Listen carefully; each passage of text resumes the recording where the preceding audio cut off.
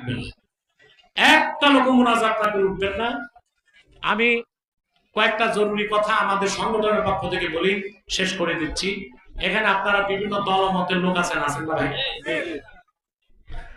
আমি দেখতেছি আপনারা রাজনৈতিক দলগুলোতে ঝগড়া করতেছেন, এটা কইরেন না।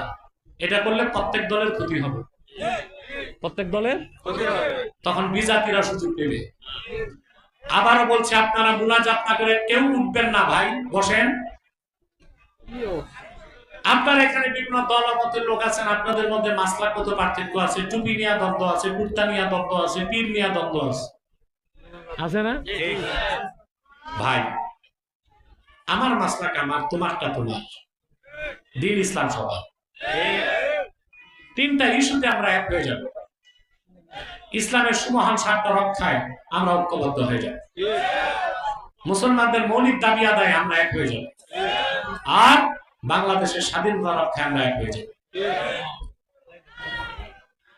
আমাদের এই তিনটি স্বার্থের বিরুদ্ধে বাংলাদেশে কাজ করতেছে তিনটি অমুসলিম সম্প্রদায়। তার মধ্যে সবচেয়ে জঘন্য হচ্ছে কুখ্যাত কাদিয়ানী সম্প্রদায়।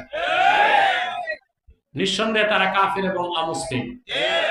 তাদেরকে যারা কাফের বলবে না, তারাও কাফের। মানুষকে ধোঁকা দেয় তারা, মানুষকে।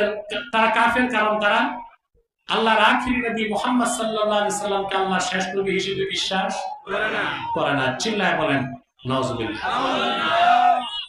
আপনি একটু